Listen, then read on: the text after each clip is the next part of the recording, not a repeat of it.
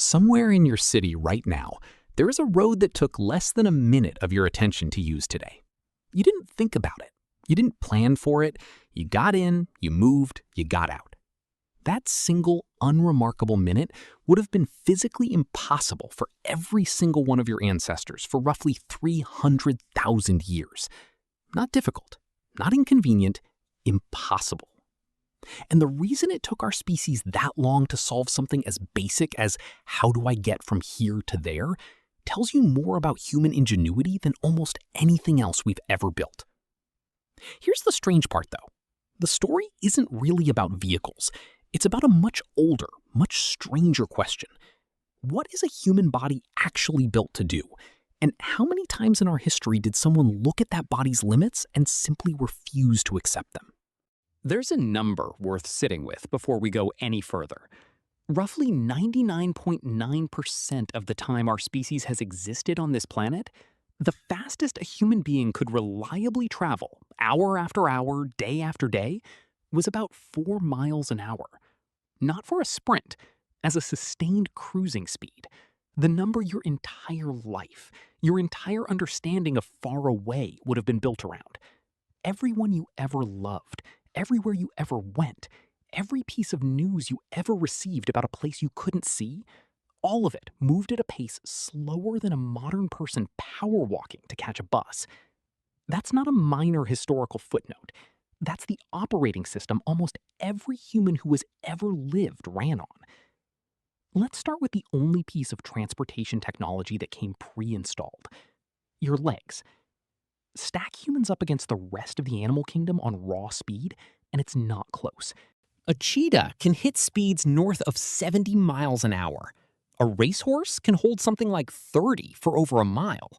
You, on your best day, might touch 15, and only for a few seconds before your lungs stage a rebellion.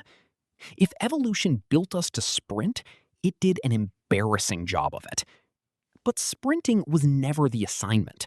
Somewhere in our evolutionary past, the pressure wasn't outrun the predator in the next 10 seconds, it was keep moving longer than anything else on the savannah is willing to.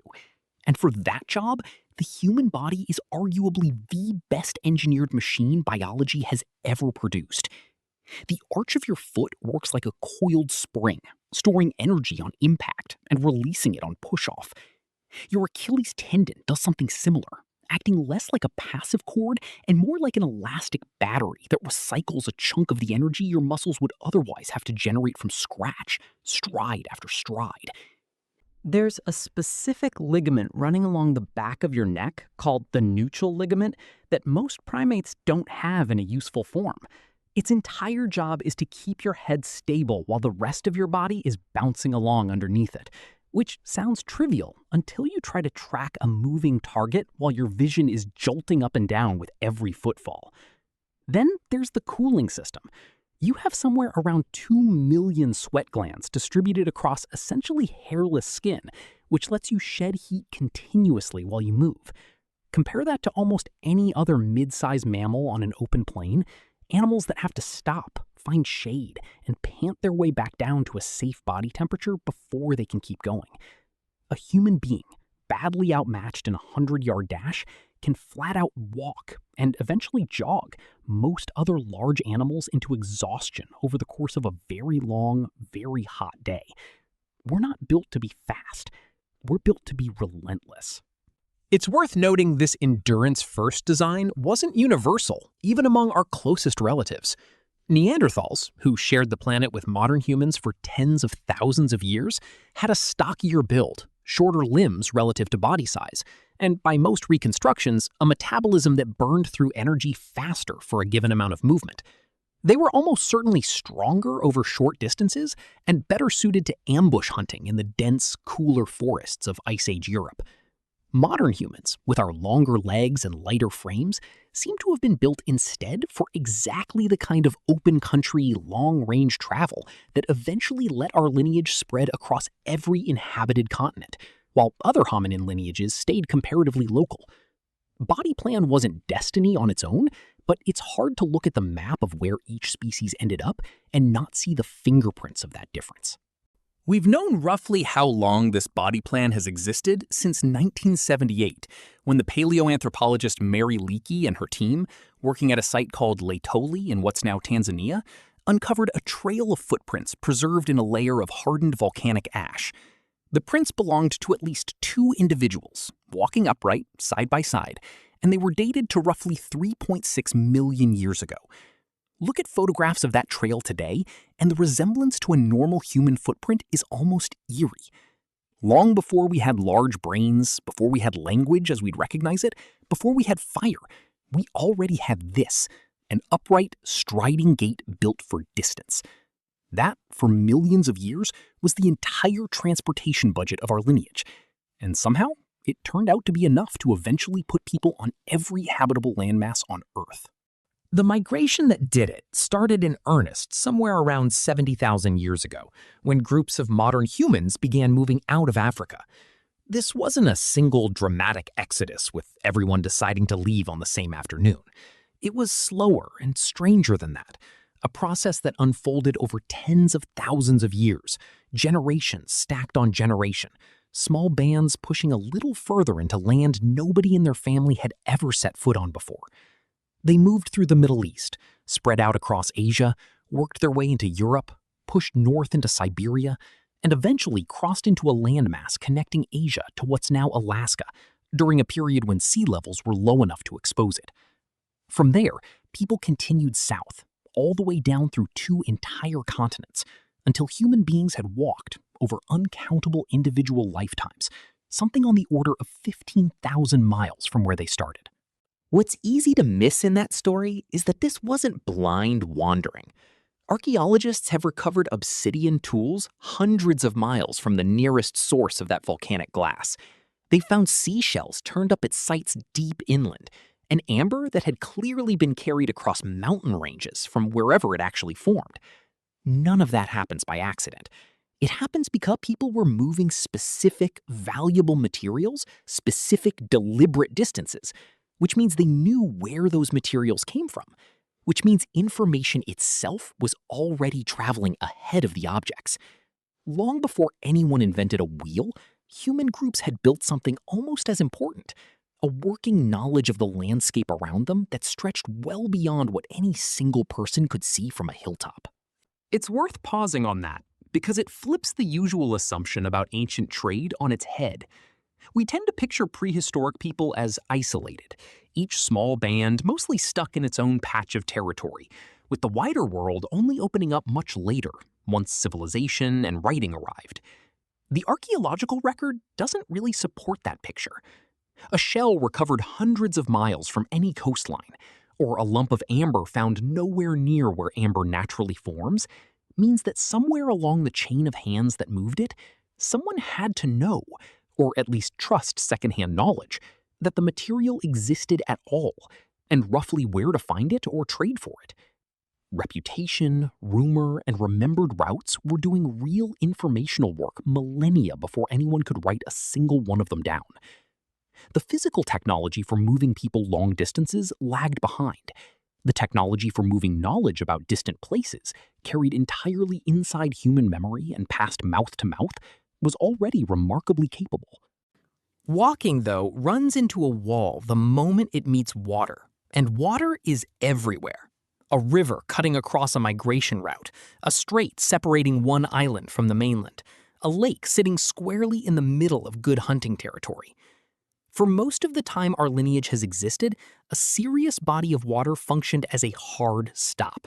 You found a shallow crossing, or you didn't cross at all. And then, at some point, something changed, and it changed earlier and stranger than most people assume. In the early 2000s, archaeologists working on the Indonesian island of Flores uncovered stone tools dating back roughly 1 million years. Flores sits in a region called Wallacea, a chain of islands that, even at the lowest sea levels of the ice ages, was never fully connected to the Asian mainland by dry land. Reaching Flores meant crossing open water, full stop, no shortcut available. For years, the popular version of this story imagined a moment of deliberate genius, early humans building the world's first boat and paddling out into the unknown on purpose. The more recent, more carefully studied version is a little less romantic and, honestly, more interesting.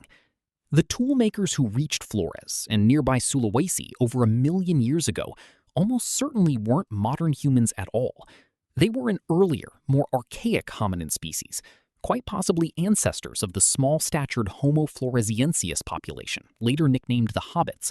And researchers who've studied the geography and ocean currents in the region increasingly favor an unglamorous explanation for how they got there.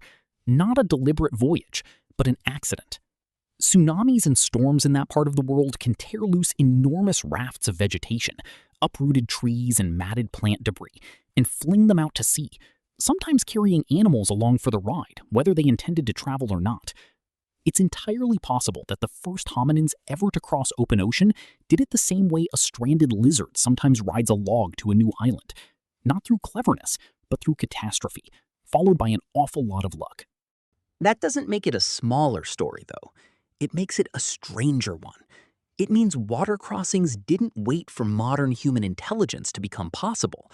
They happened by accident to hominins with brains a fraction the size of ours, over and over, patiently, until eventually some of those accidental rafts happened to land somewhere survivable. Evolution, it turns out, didn't need us to invent the boat. It just needed enough centuries of bad weather. What modern humans added to that story, when we finally show up in it, is intention. Around 65,000 years ago, people crossed from Southeast Asia into Australia. And this crossing was categorically different from a storm-tossed raft of vegetation. Even during the lowest Ice Age sea levels, the shortest route between the two involved at least 60 miles of open water, with long stretches where you cannot see your destination from your point of departure. You cannot drift there by accident. Somebody built a vessel capable of carrying multiple people, pointed it at open horizon with no visible target, and paddled anyway. The oldest boat ever physically recovered, a hollowed-out log called the Pesse canoe, found in the Netherlands, dates to only about 10,000 years ago, which tells you plainly that watercraft technology existed for tens of thousands of years before any surviving physical example of it. Wood rots, bamboo decomposes. Whatever specific vessel carried the first people to Australia is long gone, and we will probably never find it. We only know it existed because the destination is there, inhabited, with a human presence stretching back tens of thousands of years before written history anywhere on Earth. If that crossing sounds bold, what happened in the Pacific starting around 3,000 years ago is close to unbelievable. Polynesian navigators built double-hulled ocean-going canoes and used them to settle nearly every habitable island scattered across the largest ocean on the planet, without a compass, without a written chart, without any instrument we'd recognize as navigation equipment today. What they had instead was an extraordinarily precise, orally transmitted body of knowledge, the position and rising points of specific stars, the distinct pattern ocean swells make when they bounce off an island that's still below the horizon, the behavior of particular seabirds that reliably signal land is near, even subtle shifts in cloud color caused by light reflecting off a lagoon dozens of miles away. Voyages routinely covered well over 2,000 miles of open water, reaching Hawaii in the north, Easter Island far to the east, and New Zealand to the south, an oceanic triangle bigger than most continents, settled entirely by people reading the sky and the sea the way you might read a familiar street sign. Modern researchers who've studied and even attempted to replicate these voyages using only traditional techniques have come away describing the underlying navigational system as one of the most sophisticated environmental knowledge systems our species has ever developed. Full stop. Not just impressive for its time. Navigators trained for this role from childhood, sometimes over decades, memorizing enormous chants that encoded star paths, seasonal wind patterns, and the specific wave behavior around dozens of islands they might never personally visit. All of it passed down without a single written page. A skilled navigator, lying flat in the hull of a canoe, could reportedly distinguish the subtle cross pattern a distant island created in the ocean swell from the open water swell around it, sometimes while the island itself was still a day or more away and completely invisible on the horizon. It's the kind of skill that's almost impossible to fully appreciate from land, because it depended on a lifetime of trained, embodied attention to signals most people today would never notice were there at all. So walking solved land. Boats, first by accident and then by design, solved water. But a third problem remained, one that had nothing to do with distance and everything to do with weight. And it turned out to be just as stubborn as an ocean. A human body can carry maybe 40 to 60 pounds for a meaningful distance before the cost in speed and endurance becomes brutal. That's a real ceiling. You can walk 20 miles in a day. You cannot walk 20 miles carrying half a butchered animal on your back and still make camp before dark. For most of human history, the limiting factor on trade, on hunting, on simply moving your household from one place to another wasn't how far you could go. It was how much you could physically haul while going there. The earliest fix was almost embarrassingly simple: dragging. Kill something large, lash it to a hide, and pull. We know this happened because archaeologists studying ancient hide fragments have found specific wear patterns that only appear when something heavy has been dragged repeatedly over rough ground. The next improvement came in the form of the travois, two long poles lashed into a shallow V with a woven platform slung between them near the wide end. You pull from the narrow end. The load rides on the platform behind you, and because more of the weight is being supported by the ground itself rather than your spine, a single person could suddenly move something on the order of 100 pounds or more. The travois is almost certainly one of the oldest weight-hauling inventions our species ever came up with, and precisely because it was built from wood and leather, virtually none of the ancient examples survived to be dug up by an archaeologist. We mostly know it existed because European explorers arriving in the Americas centuries later documented indigenous peoples still using essentially the same design, unchanged, because it worked. The real leap past human muscle came from an unexpected direction: partnership. Sometime around 15,000 years ago, humans domesticated the dog, very likely the first animal we ever brought fully into our lives rather than simply hunted. And one of the earliest jobs we handed that partnership was hauling. In Arctic environments, dog teams pulled loaded sleds across ice and snow that would have been brutal, if not impossible, to cross on foot while carrying supplies. A single working dog can reasonably pull somewhere in the range of 45 pounds. A team of 6 or more could move an entire family's worth of gear in a single trip. Dogs, though, are only so big.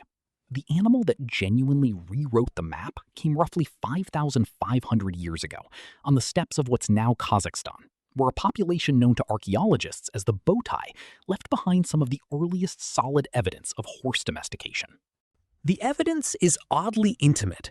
Microscopic wear patterns on horse teeth consistent with a bit being used to steer the animal, and embedded in ancient pottery fragments, chemical traces of mare's milk, meaning these weren't people simply hunting horses for meat, they were milking them, which requires an animal calm enough around humans to tolerate it repeatedly.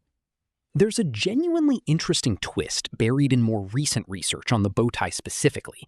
Genetic studies published in the last several years found that the horses the Botai were managing are not, in fact, the direct genetic ancestors of the horses that eventually spread across the rest of the ancient world.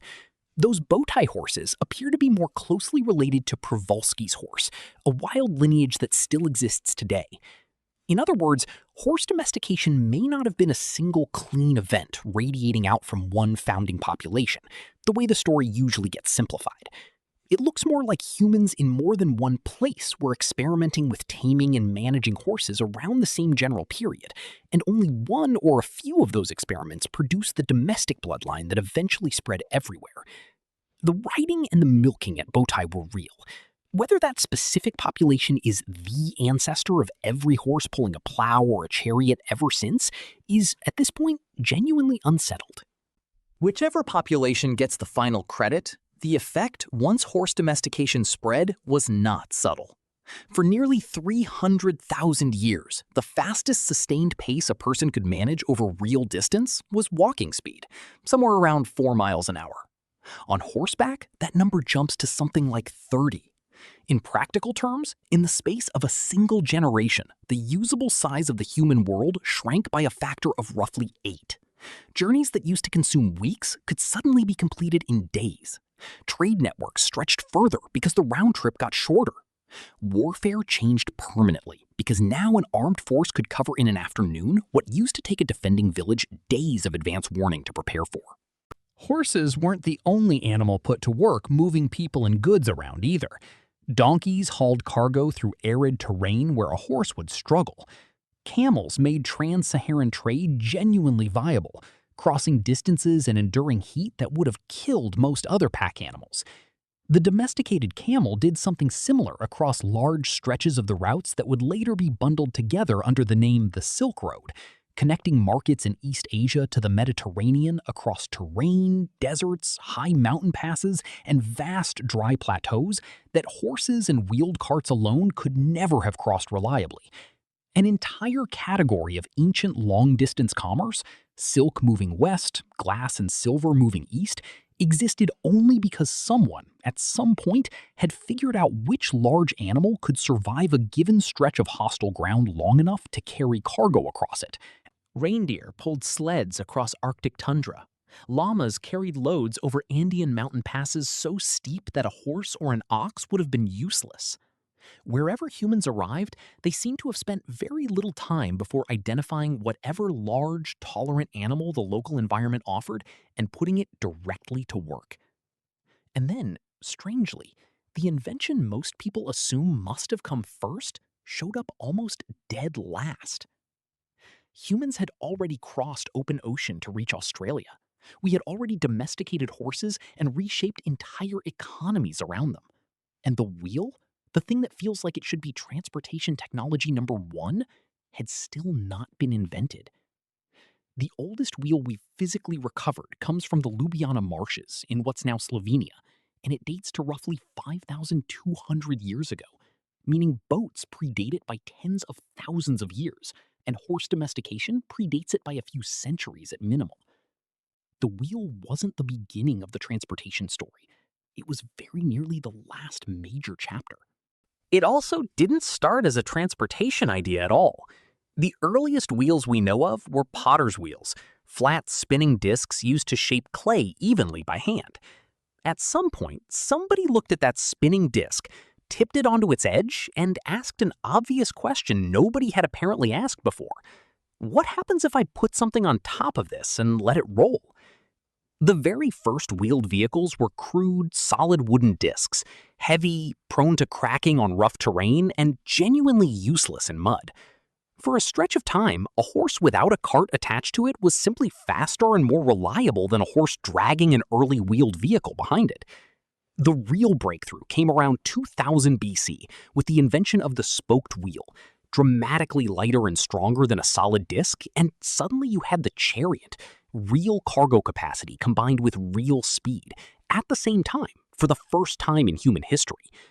Purpose-built roads followed not long after. One of the earliest paved roads we know of was constructed in the city of around 4000 BC. Put a spoked wheel, a road surface, and a domesticated horse together in the same civilization, and you finally have something that functions like an actual transportation system, one capable of moving armies, grain, and information over long distances, reliably enough to hold an empire together. So here's the full shape of it, laid end to end. For roughly 300,000 years, the entire transportation technology available to our species was a pair of legs, shaped by evolution for endurance rather than speed.